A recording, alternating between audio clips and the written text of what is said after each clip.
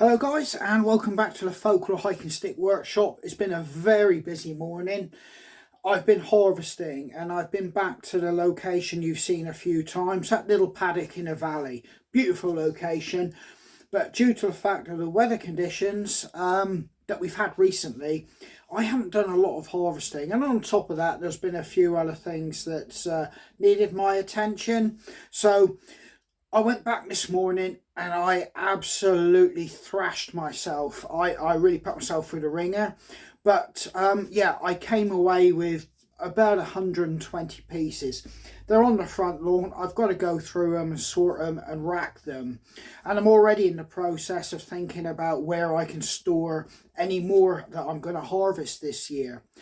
But I've also got a few sticks which are ready to get the lanyards cut to size and do the final prep so that they can go for sale. And on top of that, I've got a custom order that I need to get photographs together so I can send those to the customer to confirm he's happy with them. And then I've got something I'd like you to have a look at, which is a hiking stick that I'm in the process of making, and I'm trying to figure out whether I can make it a viable option doing it this way for sale. Bearing in mind my customer base isn't high end. I'm dealing with the bottom end of the hiking stick market, so and I'm not being disparagingly talking about my situation. I'm just saying that because I'm at the bottom, everything has to be costed, and I'm trying to figure out whether what I've done here can be manufactured and then passed on to the customer. But yeah, let's have a little look. So walking out here, I'll just quickly show you what I've got here.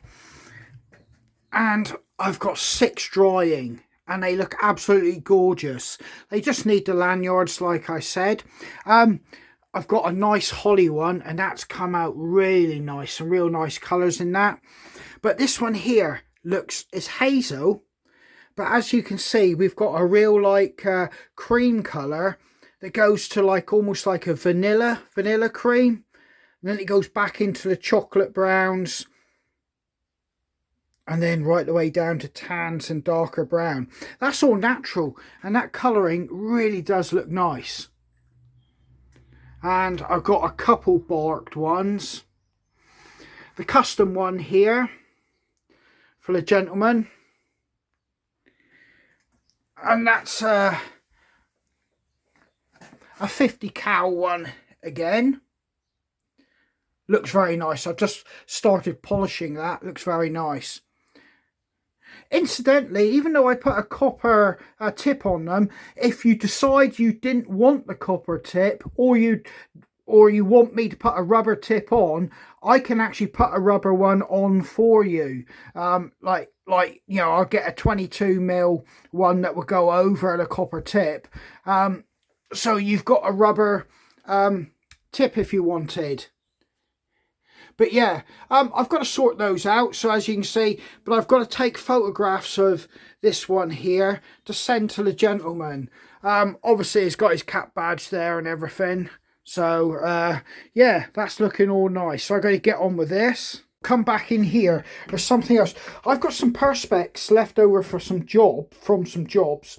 Now what I'm planning on doing is making a sanding box to help cut back on all the dust. I'm going to create a kind of box situation where I can pass the hiking stick in and run it past the sander, thus stopping the dust coming up to me and down the side, and it'll only be able to pass out the sides. So that's something I've got to do tonight. But let's go out here.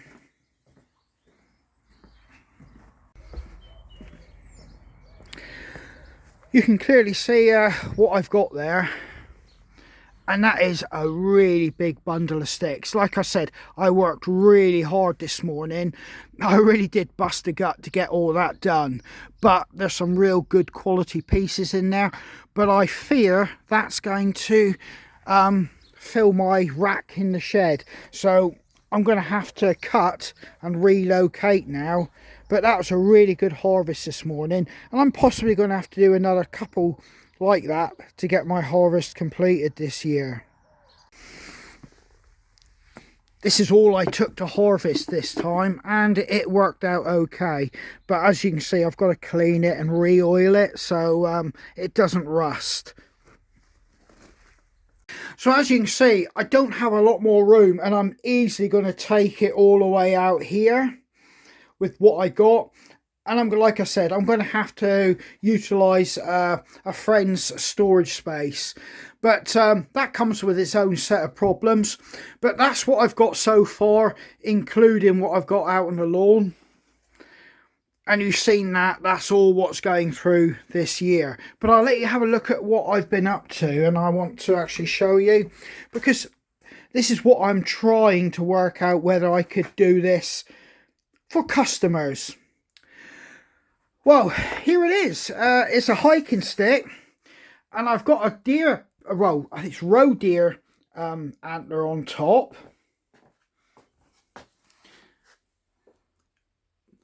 I've carved a woodspirt, which I'm still working on. I've stained it a bit, but the stick itself, if I take you underneath, I will get it out in a minute, is a semi-twisted one. It hasn't got the full vine twist, but there's been enough of a wraparound for you to see that it's got the bulge where it started to happen.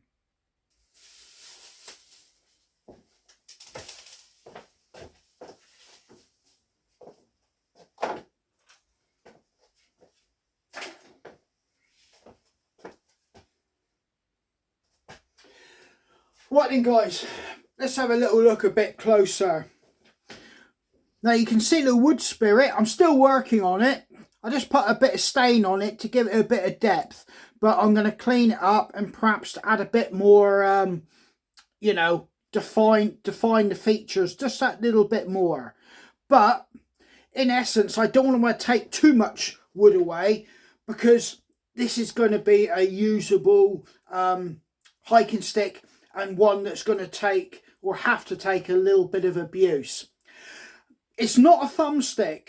This here is just basically ornamental, but it's sat on top. I've actually attached it in the threaded bar method, which you would have seen in one of my other videos. But in any case, you can see that this has a vine twist, although it's a very faint one. Very faint one. You could argue not worth mentioning, but you can still see that there was actually a vine on it. Now I'm going to put a 3-inch copper tip on this to really set the whole thing off.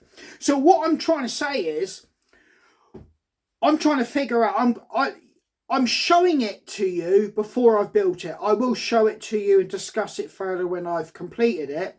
But is it worth to the customer me putting an ornamental deer antler on the top of a stick, doing a carving of a woodspirt, doing a woodland animal wood burning, obviously my logo as well, and then putting a really generous copper tip, and obviously a lanyard of choice, whether it be green, grey or brown. That's a lot of materials involved in one of my hiking sticks, and a lot of work to produce it. And I'm just wondering, would I be able to recoup it in selling the item? Because in essence, that's one job on its own, attaching the deer antler, let alone the wood carving, let alone the wood burning. And then the standard finish on a hiking stick, and then to put a, you know, a real generous copper tip. It's all materials, even to the epoxy being used. You know, can I recoup the money? So I want to make it, complete it, have a look how it comes out, and then see if I think a customer would be prepared to pay for such an item. Obviously, my cheap hiking sticks, which are my generic sticks with a wood burning, they sell relatively well. they're cheap, they're functional, and they do the job, and they look nice. This is obviously going really well above that, but could I command enough price or costs to actually recuperate it myself, time wise and materials? It's time more than anything, but there's still deer antler, I don't know, £15 to get a hold of each individual piece, £6 for epoxy, so you're looking at 21. The copper, lanyard, and then obviously the finishing products, and then the electric to do all the wood burning, and the engraving and the carving. You're probably looking at £30, you know, UK, just to produce this item, and that's before I put my time on it. But like I said, I'm going to complete it, see what it looks like, and if I think it would be a sellable or marketable item as a hiking stick. I think it would be desirable, but it's whether somebody's prepared to pay, you know, that premium to have something like this. But in any case, I've used a knot, an existing knot for the nose, and as you can see, I've started adding some detail to him, but I've allowed a lot of the meat. I haven't taken too much meat away from the shaft, so it's still a good usable hiking stick. But yeah, just talking about costs, when I use the epoxy now, I've become a little bit more savvy, and I only use half a tube to do each hiking stick if I'm putting a topper on. That's took trial and error and a little bit of a gambling, because if you've got more made up, you can utilize it, where if you start to run low when you're attaching and you've got to quickly make up another batch, that's going off, and sometimes, you know, it can lead to a very panicked experience. I haven't had one go wrong where I've run out of epoxy and it's been going off before I've completed the job, but with experience I can now get away with half a tube on each job. So I'm beginning to cost cut a little bit there. So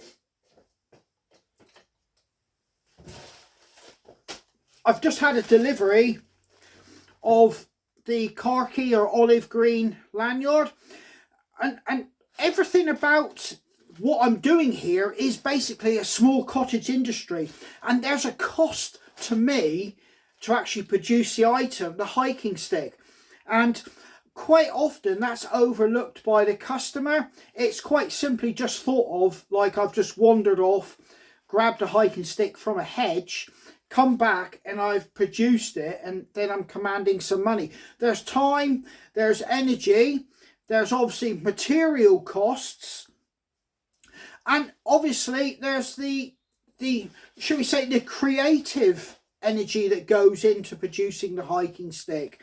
I've got two other bundles coming. I've got a grey and a brown. I've nearly run out. I've let it get a bit low, but I forgot I've got this to put on the corners of the deer antler to smooth them off, milliput.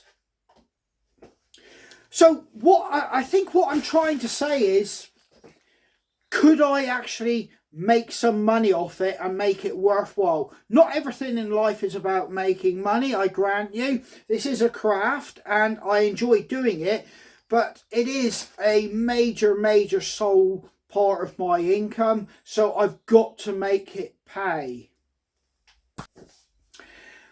Right then, on top of that, tools. Now, most of you will probably know that I use very few tools, as in a variety of tools. I've got a set core few tools I use, and I use them, and because I'm using the same tools over and over and for multiple jobs, they do get a lot of wear and tear. I mean, since I've been making hiking sticks, I've gone through probably 4 to 5 drills. Now, not only are they used for drilling and anything I need to do domestically around my property, I use them for sanding, as you would have seen. So it's multi-purpose. This is my sander as well as drill machine, and on top of my domestic use. This does get a lot of heavy use, so I can pretty much guarantee I'm probably going through 2 of these a year.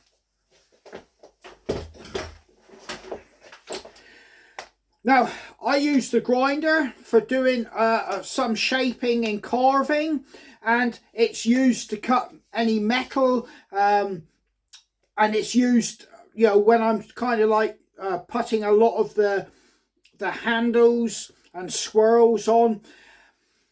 And it's used by me pretty much for, you know, my domestic uses and stuff that I'm doing here as well. So, you know, this here gets a lot of use, and I'm sure sawdust doesn't help getting in and amongst all the electronics inside it, electric motor and that inside of it. So I have a small raft of tools which are heavily used. I've used my soldering iron to do wood burning. I'm on my 4th one of these. It was never designed for what I'm using it for, which is it's on for possibly several hours at a time when I'm wood burning. Like that batch of sticks there, that was several hours in here of an evening with this running, and it probably wasn't designed for that, and I'd probably need a proper wood burning machine. Or if I'm going to stick to a dual purpose item like this, well, it's not even intended as a wood burning item, I just utilize it as that. So I can use this to do what soldering I want, but I do use it for wood burning. So the point I'm trying to make, what I have, it's all costed into producing the hiking sticks, and what I can then get out of making those hiking sticks for a very small living. And as you've seen, I don't have an extravagant lifestyle. I'm pretty much down there at the minimum wage earning bracket. So you know, I think, you know, I'm not overreaching myself when I say I do have to think about my costs with the hiking sticks. Well guys, the light is beginning to go and I've got to get those hiking sticks in, and I want to crack on and see if I can make that dust cabinet box to eradicate dust. I really detest dust, and I'm doing my level best to make sure I don't get too exposed to it. But yeah, I suppose what the thing I'm talking about is that I may have pigeonholed myself into a certain price band, and I may be struggling to try and jump out of it. If that's the way it is, so be it. I'll just carry on as I am. Like I said, it's not all about money, but I just wondered if something a little bit different, like you say, with a wood spirit, a deer antler, some wood burning, nice generous copper tip, and you know, a good all-round hiking stick that looks visually nice as well, would I be able to command that little bit more money for it? I mean, I will, you know, do a lot more work on that wood spirit, but it's there, you can see what it's going to be. So yeah, I suppose I'm going to have to complete it and then come back to you with the results and how it works out. Like I said, if it doesn't reach the value, the price that I put it for, hey, it'll just stay with me and I'll carry on doing what I'm doing. And that's all you can do in life. You know, you try, and if you fail, you just carry on as you are. But in any case, it is getting dark. I'm going to get those hiking sticks in. Yeah, so I've got to crack on. My day isn't finished here yet. So take care, stay safe, and I hope to catch you guys out on the trail. Cheers.